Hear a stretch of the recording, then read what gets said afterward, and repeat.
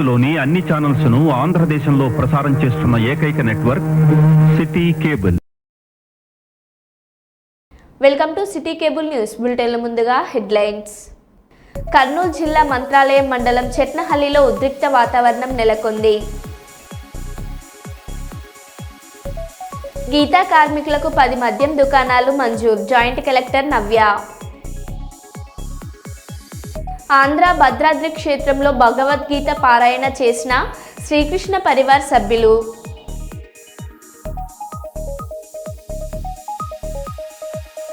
ఆధునిక జీవన శైలిలో ఆరోగ్యంపై ప్రతి ఒక్కరూ ప్రత్యేక శ్రద్ధ పెట్టాలి. బీజేపీ రామగుండం ఇన్ఛార్జ్ కందుల సంధ్యారాణి. ఎమ్మెల్సీ ఎన్నికల్లో బీజేపీ అభ్యర్థులను గెలిపించాలని పిలుపునిచ్చిన బండి సంజయ్. ఇక వివరాల్లోకి వెళ్తే 40 సంవత్సరాల లోపు యువతకు ఎక్కువగా కిడ్నీ సంబంధిత వ్యాధులు సంక్రమిస్తున్నాయని, దానికి ప్రధాన కారణం హైపర్ టెన్షనేనని ఎస్ఎస్ఆర్ చైర్మన్ సంపత్రావు మరియు Apollo dialysis private limited chief officer Sudhakar Rao సంయుక్తంగా అన్నారు. వరంగల్ నగరంలోని ఆరపల్లి ఎన్ఎస్ఆర్ అపోలో రిచ్ ఆసుపత్రిలో నూతన డయాలసిస్ కేంద్రాన్ని ఎన్ఎస్ఆర్ గ్రూప్ చైర్మన్ సంపత్రావు ప్రారంభించారు. ఇప్పటి వరకు అపోలో డయాలసిస్ కేంద్రాలను 150 కేంద్రాలు ప్రారంభించామని, ఇప్పుడు 151 కేంద్రాన్ని ప్రారంభించడం సంతోషంగా ఉందని, మారిన వాతావరణం మరియు ఆహార అలవాట్లు, హైపర్ టెన్షన్తో వయసుతో సంబంధం లేకుండా కిడ్నీ వ్యాధులు ఎక్కువ సంక్రమిస్తున్నాయని Apollo dialysis chief operating officer Sudhakar Rao అన్నారు.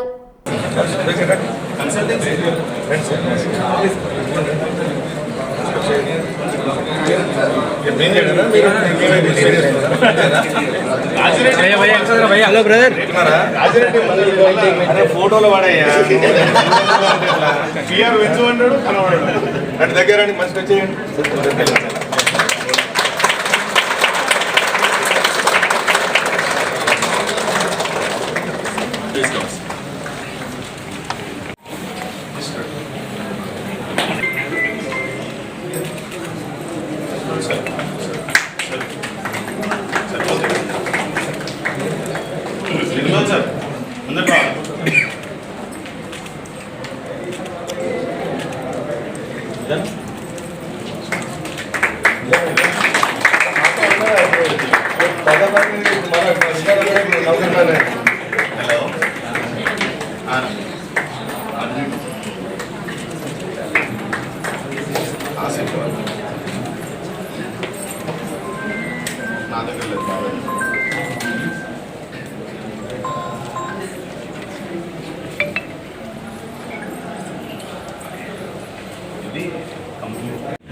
అపోలో వారి నుంచి మాకు ఒక కొత్త ఫెసిలిటీ, వాస్తవానికి మీ అందరికీ తెలుసు, ఎన్ఎస్ఆర్ హాస్పిటల్గా స్టార్ట్ అయ్యి అది అపోలోగా మారింది మధ్యలో.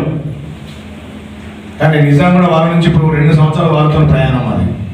ఈ 2 సంవత్సరాలలో రెగ్యులర్గా ఒకటి రెగ్యులర్గా ప్రతి యూనిట్ ఓపెన్ చేసుకుంటూ ఈరోజు డయాలసిస్ యూనిట్ కూడా సపరేట్గా ఒక వార్డుకు ప్లాన్ చేసి పూర్తి స్థాయిలో 10 మిషన్లతోనే ఫస్ట్ ఫేజ్లోనే ఈరోజు ప్రారంభించడం జరిగింది.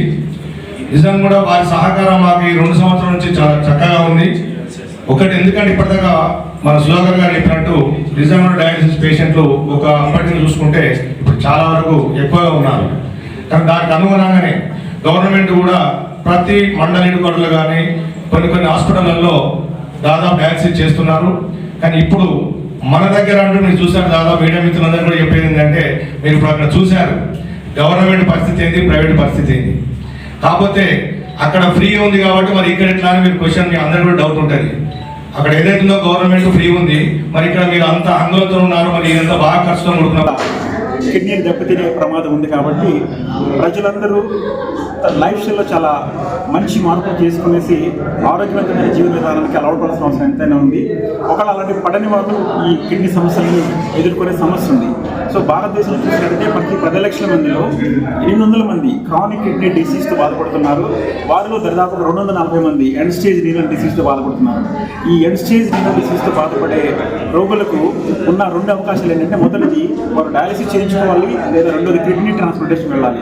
వీరిలో చాలా మంది అంటే దాదాపు 90% పైబడి రోగులు డయాలసిస్ సేవలను వినియోగించుకుంటారు. ఎందుకంటే కిడ్నీ ట్రాన్స్ప్లాంటేషన్ చాలా కష్టమైన విషయం. అంతేకాకుండా వారి కిడ్నీ డోనర్ కూడా అవసరమైందనమాట. సో ఈ డయాలసిస్ సేవల్లో చాలా ప్రధానమైనది ఏంటంటే క్వాలిటీ సర్వీసెస్ తీసుకోవడం. అంటే అత్యున్నతమైన మెరుగైన వైద్య సేవలు వారికి అందాల్సిన అవసరం ఉంటుంది.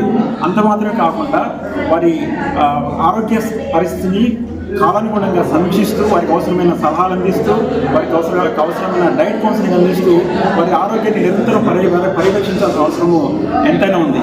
సో ఈ డయాలసిస్ క్లినిక్లో మా దగ్గర అనుభవకులైన వైద్య సిబ్బంది ఉన్నారు, అలానే అనుభవకులైన డయాలసిస్ టెక్నీషియన్స్ ఉన్నారు. అలానే కాలానుగుణంగా వాళ్ళకి టైం టు టైం వాళ్ళకి కౌన్సిలింగ్ ఇవ్వడానికి డైట్ కౌన్సిలింగ్ సర్వీసెస్ కూడా ఉన్నాయి. వారి పరిస్థితిని, వాళ్ళ ఆరోగ్య పరిస్థితిని ఆన్లైన్ మానిటరింగ్ సిస్టమ్ ద్వారా ఎప్పుడు పరిశీలిస్తూ ఉంటాము. తగిన సలహాలు ఇప్పుడు వాళ్ళకి అందిస్తూ వారికి మెరుగైన వైద్య సేవలు అందించడానికి మేము ప్రయత్నిస్తుంటాం. ఈ అవకాశాన్ని వరంగల్ పట్టణం మరియు చుట్టుపక్కల ఉన్న ప్రాంతాల ప్రజలందరూ వినియోగించుకోవాలని కోరుకుంటున్నాం. Sudhakar Rao, chief operating officer, Apollo hospital. Jagtial జిల్లా కేంద్రంలోని బీఆర్ఎస్ కార్యాలయంలో నిజామాబాద్ ఎమ్మెల్సీ శ్రీమతి కల్వకుంట్ల కవిత మీడియా సమావేశం నిర్వహించారు. వారు మీడియాతో మాట్లాడుతూ కేసీఆర్ పాలన ఐఫోన్లా ఉండేదని, రేవంత్ రెడ్డి పాలన చైనా ఫోన్లా ఉందని, ఐఫోన్కు చైనా ఫోన్కు ఎంత తేడా ఉంటుందో కేసీఆర్కు రేవంత్ రెడ్డికి అంతే తేడా ఉందని అన్నారు. ఈ కార్యక్రమంలో MLC L Ramana, BRS Jagtial జిల్లా అధ్యక్షులు కల్వకుంట్ల విద్యాసాగర్ రావు, జగిత్యాల మాజీ జెడ్పీ చైర్మన్ శ్రీమతి దావస్ వసంత మరియు స్థానిక బీఆర్ఎస్ నాయకులు పాల్గొన్నారు. లెక్కలు చేయకుండా తప్పుదో పట్టిస్తూ బీసీల సంఖ్య తక్కువ చేసి చూపించడం అన్నది నిజంగా కూడా శోచనీయం. ఒక పక్క ఇదే తప్పుడు లెక్కలను తీసుకొని రాహుల్ గాంధీ గారు పార్లమెంటును తప్పుదో పెట్టే విషయంగా వారు మాట్లాడుతున్నటువంటి సందర్భాన్ని కూడా చూస్తున్నాం. ఇవన్నీ సంవత్సరంన్నర నుంచి బీసీ సంఘాలు అందరూ కలిసి కొట్లాడుతూ ఉంటే ఇవాళ బీసీలకు సంబంధించి కులగణన పెట్టాల్సినటువంటి పరిస్థితి ఈ ప్రభుత్వానికి వచ్చింది. ఇప్పుడు ఒక కీలక దశలో ఉన్నాం. కులగణన చేసినామని చెప్తున్నారు. సరే, తప్పో ఒప్పో 46% ఉన్నావు. నువ్వు మాట ఏమి ఇచ్చినావు? 42% మేము రిజర్వేషన్ చేస్తా అన్నావు. మొన్న అసెంబ్లీ పిలిచిండ్రు. మరి పిలిచినప్పుడు డైరెక్ట్గా 42% బిల్లు పెట్టాలి కదా. బిల్లు పెట్టకుండా మళ్ళా ఒక స్టేట్మెంట్ అన్నారు. ఓకే, కులగణన ఇంతమంది ఉన్నారు అన్నావు. మరి కులాల వారీగా వివరాలు ఇవ్వడానికి ఈ ప్రభుత్వానికి ఎందుకు భయం అవుతున్నది? బీసీలు 46% ఉంటే అందులో పద్మశాలీలు ఎంతమంది ఉన్నారు, మున్నూరు కాపులు ఎంతమంది ఉన్నారు, ముదిరాజులు ఎంతమంది ఉన్నారు, లెక్కలు బయట పెట్టు కదా. అవి బయట పెట్టకుండా ఎందుకు మభ్యపెట్టేటటువంటి ప్రయత్నం ఈ ప్రభుత్వం చేస్తుందో మేము ఇవాళ డిమాండ్ చేస్తూ ఉన్నాం. ఇవన్నీ ఇట్లా జరుగుతుంటే ఇక రాబోయే కాలంలో మనం బిల్లు పెడితే కూడా కోర్టులలో ఆపేటటువంటి పరిస్థితి ఉంటుంది. ఇప్పుడు కోర్టులో కూడా ఎటువంటి లీగల్ ఇబ్బందులు లేకుండా బీసీ బిల్లు పాస్ చేయాల్సినటువంటి బాధ్యత ప్రభుత్వానికి ఉంది. ఇటువంటి కీలక దశలో నిన్న ఏం చేస్తుంది ప్రభుత్వం? పొన్నం ప్రభాకర్ గారి ఆధ్వర్యంలో బీసీ సంఘాల నాయకులందరూ కూడా పిలిచిరు మీటింగ్కి. నేను అనుకున్నా, అరే ప్రభుత్వం ఒక ముందడుగు వేసింది. బీసీ సంఘ నాయకులు పాపం 30 ఏళ్ల నుంచి కొట్లాడుతున్నారు. ఆర్ కృష్ణయ్య గారు లాంటి వాళ్ళు, వక్లాభరణం కృష్ణమోహన్ గారు బీసీ కమిషన్ చైర్మన్గా వేసారు. అటువంటి పెద్ద పెద్ద నాయకులందరినీ పిలిస్తే పోన్లే ప్రభుత్వం ఒక ముందడుగు వేసింది, బిల్లు మీద చర్చ చేస్తుందేమో అనుకున్నాం. ఏం లేదు. ముఖ్యమంత్రి గారికి కనీసం ఆ మీటింగ్ ఉన్నట్టు కూడా తెలిసినట్టు మాకు అనిపిస్తలేదు. యాక్చువల్గా అయితే ఈ టైంలో బీసీ ప్రజలందరూ ఆందోళనలో ఉన్నారు, మా సంఖ్య తగ్గిందని భయపడుతున్నటువంటి సమయంలో ముఖ్యమంత్రి గారే డైరెక్ట్గా మీటింగ్ పెట్టాలి. ఎందుకు సమయం లేదు ఆయనకు? ఇప్పటికి 31 సార్లు ఢిల్లీకి పోయొచ్చింది ముఖ్యమంత్రి గారు.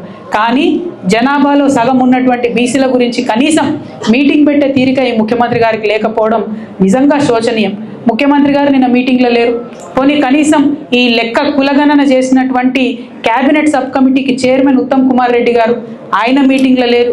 ఈ లెక్కలన్నింటినీ కులగణన చేసినటువంటి అధికారులు సందీప్ శాండిల్య గారు, ఆయన మీటింగ్లో లేరు. మరి బీసీ సంఘం నాయకులందరినీ పిలిచి మీరు లెక్కలు చెప్పలేదు, మీ ప్రభుత్వం ఏం చేస్తుందో చెప్పలేదు, ముందడుగు ఎట్లేస్తాం, బిల్లు పెడతామా పెట్టతామా చెప్పలేరు. మరి ఎందుకోసం పిలిచినట్టు? నేనైతే అనుకుంటున్నా, కేవలం ఈ బీసీ ఉద్యమం చేస్తున్నటువంటి ఇంత సీనియర్ నాయకుల్ని నిన్న పిలిచి కనీసం ముఖ్యమంత్రి గారు మాట్లాడకపోవడం అంటే వారిని అవమానించడం తప్ప ఇంకొకటి కాదు. ఇది చాలా దారుణం. ముఖ్యమంత్రి గారు తప్పకుండా తక్షణమే రివ్యూ పెట్టాలి. మొత్తం కులాల వారీగా సంఖ్య ఎంత ఉందో బయట పెట్టాలి, బిల్లు ఎప్పటి లోపల తీసుకొస్తారో చెప్పాలి, ఆ బిల్లుకు సంబంధించి ఈ వివిధ కుల సంఘ నాయకులతోని చర్చలు జరపాలి, అట్లానే లీగల్ ఎక్స్పర్ట్స్తో కూడా చర్చలు జరపాలని ఈ సందర్భంగా నేను డిమాండ్ చేస్తూ ఉన్నాను. మరి మీరు చూస్తే కేసీఆర్ గారు ట్రాన్స్పరెంట్గా ఉన్నట్టుగా లెక్కలు చెప్పారు, రేవంత్ రెడ్డి గారు తప్పుడు లెక్కలు చెప్తున్నారు. ఇంకో పక్క ఇచ్చినటువంటి ఏ ఒక్క మాట కూడా ఫుల్ఫిల్ చేసేటటువంటి పరిస్థితి లేదు. కేసీఆర్ గారి పాలనకు రేవంత్ రెడ్డి గారి పాలనకు ఎంత తేడా ఉందంటే, కేసీఆర్ గారి పాలన ఐఫోన్ లాగా ఉంటే రేవంత్ రెడ్డి గారి పాలన చైనా ఫోన్ లెక్క ఉన్నది. ఐఫోన్కు చైనా ఫోన్కి ఎంత తేడా ఉంటుందో కేసీఆర్ గారికి రేవంత్ రెడ్డి గారికి అంత తేడా ఉన్నది. అంటే సూపుకు బాగానే ఉంటుంది కానీ ఏం పనిచేయదు అన్నట్టు అటువంటి పరిస్థితి ఉన్నది. మాటలు ఇచ్చి బీసీల ఓట్లు వేయించుకొని ఇవాళ బీసీలను మోసం చేస్తున్నటువంటి కాంగ్రెస్ పార్టీని చరిత్ర క్షమించదు, బీసీలు క్షమించరు. వారికి ఎవరు లేరు, వారి పక్షాన మాట్లాడాలని అనుకుంటున్నారేమో. మేమందరం కూడా అండగా నిలబడి ఉన్నాం. ఖచ్చితంగా బీసీలకు మీరు ప్రామిస్ చేసినటువంటి 42% ఇచ్చే వరకు కూడా తగ్గేదే లేదు. ఖచ్చితంగా ఉద్యమాన్ని ముందుకు కొనసాగిస్తాం. మరో తెలంగాణ ఉద్యమంలాగా పోరాటం చేయడానికి బీసీ బిడ్డలందరూ కూడా సిద్ధంగా ఉండాలని చెప్పి ఈ సందర్భంగా పిలుపునిస్తూ ఉన్నాం. బీఆర్ఎస్ పార్టీ కార్యకర్తలు మనకు నాయకులు అన్నది ఎప్పుడు కూడా లెక్కలో లేనటువంటి విషయం. తెలంగాణ ఉద్యమం జయశంకర్ భూపాలపల్లి జిల్లా కాళేశ్వరంలో వైభవంగా మహాకుంభాభిషేక మహోత్సవ మహాఘట్టం పాల్గొన్న మంత్రులు కొండ సురేఖ, దుద్దిల శ్రీధర్ బాబు, పొన్నం ప్రభాకర్లు చూసి తరించిన భక్తజనం, శివనామ స్మరణతో మార్మోగిన దేవాలయ ప్రాంగణం. దక్షిణ కాశీగా పేరుగాంచిన శ్రీ కాళేశ్వర ముక్తేశ్వర స్వామి ఆలయంలో మహాకుంభాభిషేక మహోత్సవ మహాఘట్టం ఈరోజు ఘనంగా జరుగుతున్నది. 42 సంవత్సరముల తర్వాత మహాకుంభాభిషేక మహాక్రతువుకు వేదికైంది. గంగా యమున సరస్వతి సంగమమైన ప్రయాగ్రాజ్లో మహాకుంభమేళ జరుగుతున్న తరుణంలోనే కాళేశ్వరంలో త్రివేణి సంగమంలో మహాకుంభాభిషేక ఘట్టం ఆవిష్కృతమైంది. ఈ రోజు ఉదయం 10:42 సుముహూర్తమైన మహాకుంభాభిషేక ఘట్టానికి ఋత్వికులు శ్రీకారం చుట్టారు. 7 నుండి 9వ తేదీ వరకు 3 రోజుల పాటు జరిగిన క్రతువులలో 3వ రోజు కుంభాభిషేక మహోత్సవ ఘట్టంలో భాగంగా విశేష పూజలు చేశారు.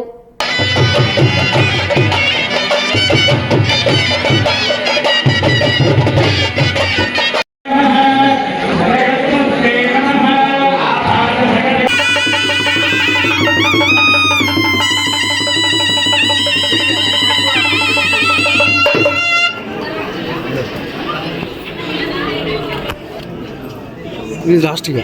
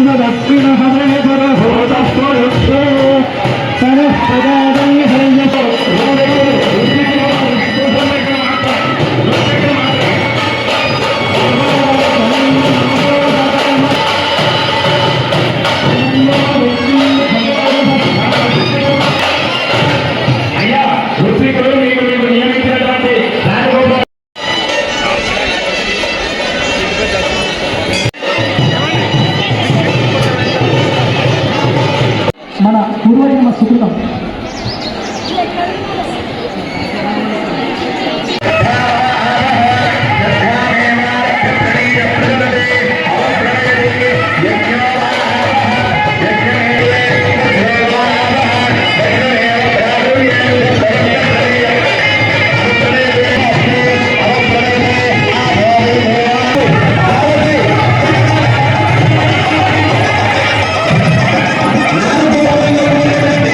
Amen.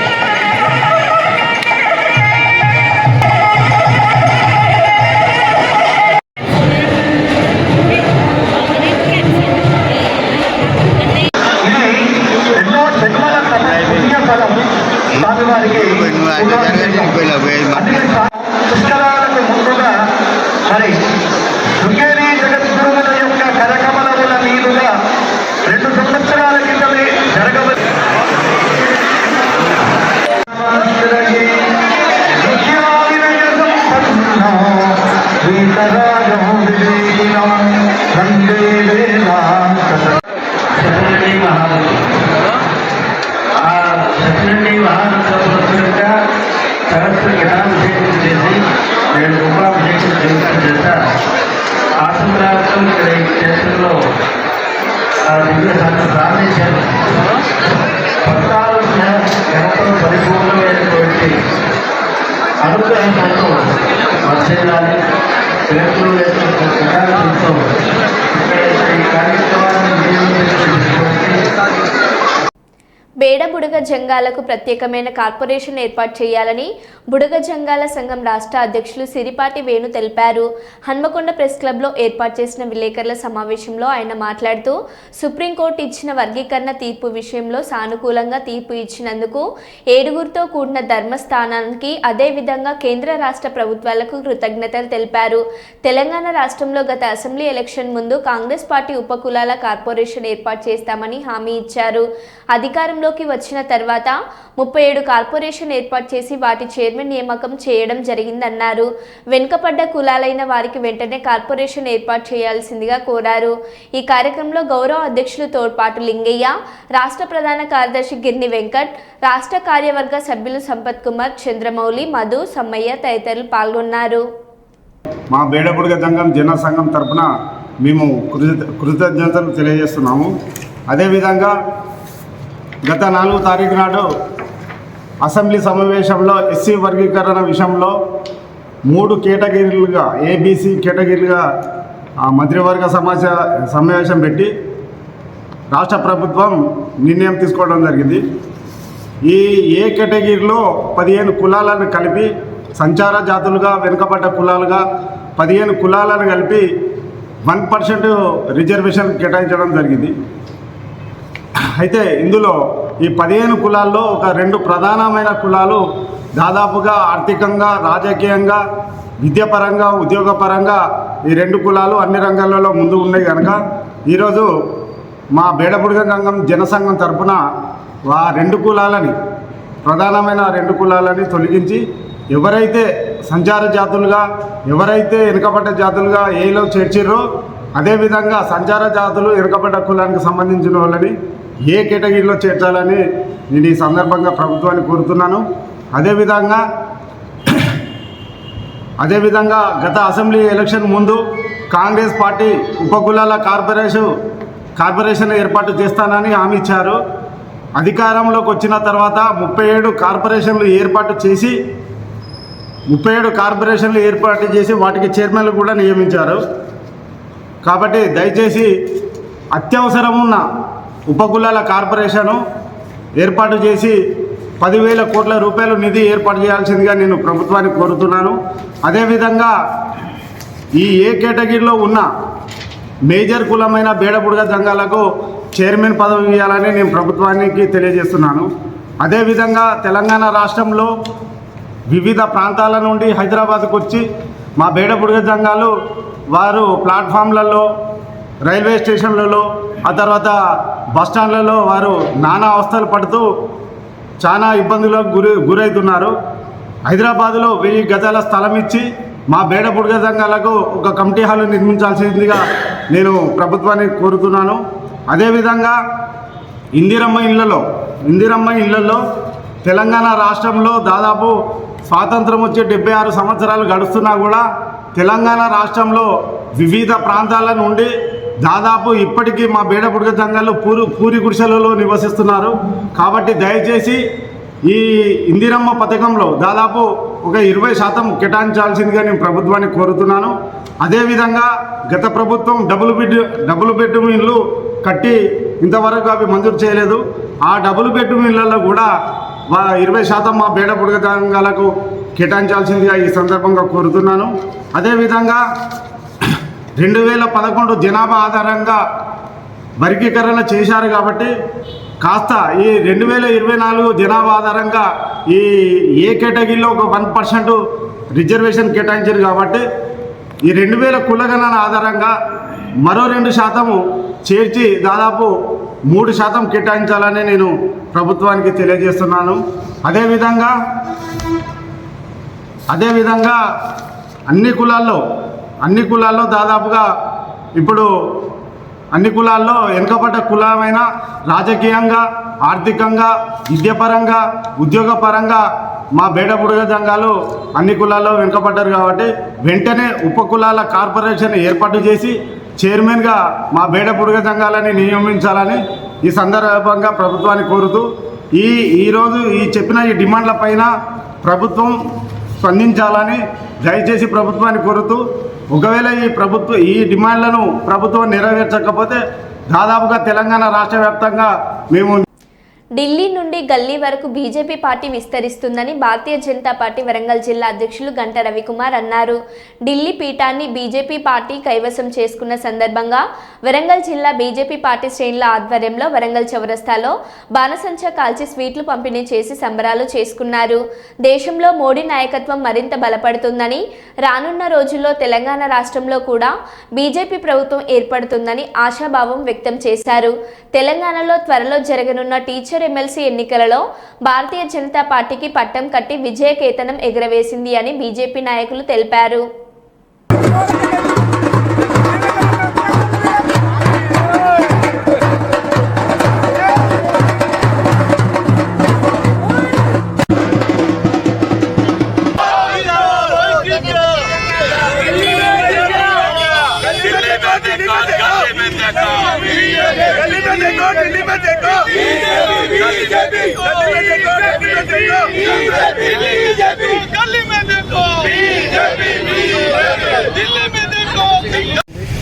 భారతీయ జనతా పార్టీ ఈరోజు ఢిల్లీ, అదేవిధంగా రాబోయే ఎన్నికలలో గల్లీ ప్రతిదీ కూడా కమలంపు కైవసం చేసుకుంటుందని తెలియజేస్తూ, ఒక్కసారి తెలంగాణ ప్రజలు కూడా ఆలోచన చేయాలి. దేశంలోని మేధావి వర్గం ఎక్కువగా ఉండే ఢిల్లీ ప్రాంతంలో ఆ మేధావులందరూ కూడా భారతీయ జనతా పార్టీకి కైవసం చేశారు అధికారాన్ని. అదేవిధంగా తెలంగాణలో జరుగుతున్న ఎమ్మెల్సీ ఎన్నికల్లో కరీంనగర్, మెదక్, మహబూబ్ నగర్, అదేవిధంగా నల్గొండ, ఖమ్మం, వరంగల్ ఎమ్మెల్సీ టీచర్స్ అనుకోవచ్చు, పట్టభద్రుల ఎన్నికలే అనుకోవచ్చు. ఇక్కడ ఉన్న మేధావి వర్గం ఒకసారి ఆలోచన చేసి నరేంద్ర మోడీ గారి నాయకత్వంలో అవినీతి పాలనను అందిస్తున్న భారతీయ జనతా పార్టీ అభ్యర్థులను గెలిపించాలని కోరుకుంటున్నాం. అదేవిధంగా అనేక రాష్ట్ర ప్రభుత్వాలకు, స్థానిక పార్టీలకు, ప్రాంతీయ పార్టీలకు ఉచితాలను అలవాటు చేసిన ఆమ్ ఆద్మీ పార్టీకి ఈరోజు ఏ గతి పట్టిందో చూడండి. అనేకమైన ఉచితాలను ప్రవేశపెట్టి బడ్జెట్ను, రాష్ట్రాలను అప్పుల ఊబిలో దింపిన ఇలాంటి ప్రభుత్వాలకి మేధావి వర్గం ఒక బుద్ధి చెప్పింది. కాబట్టి తెలంగాణ మేధావులు కూడా మనం ఇక్కడ పాలిస్తున్న కాంగ్రెస్కు బుద్ధి చెప్పాల్సిన అవసరం ఉంది. టీఆర్ఎస్ పార్టీ, అదేవిధంగా బీఆర్ఎస్ పార్టీ ఈరోజు బీఆర్ఎస్ తీసుకున్నారు. ఇక్కడ ఈరోజు వాళ్ళ ఎమ్మెల్సీ అభ్యర్థులను నిలపలేక ఎన్నికలలో వాళ్ళు ఇంటి దగ్గర కూర్చున్నారు. అంటే ప్రజలు అలాంటి పార్టీకి బీఆర్ఎస్ పలికారు. కాబట్టి మేధావి వర్గం అందరూ ఆలోచించి భారతీయ జనతా పార్టీ నుంచి పోటీ చేసిన అభ్యర్థులందరికీ, ఎమ్మెల్సీ అభ్యర్థులందరికీ మొదటి ప్రాధాన్యత ఓటు వేసి గెలిపించాలని కోరుకుంటున్నారు.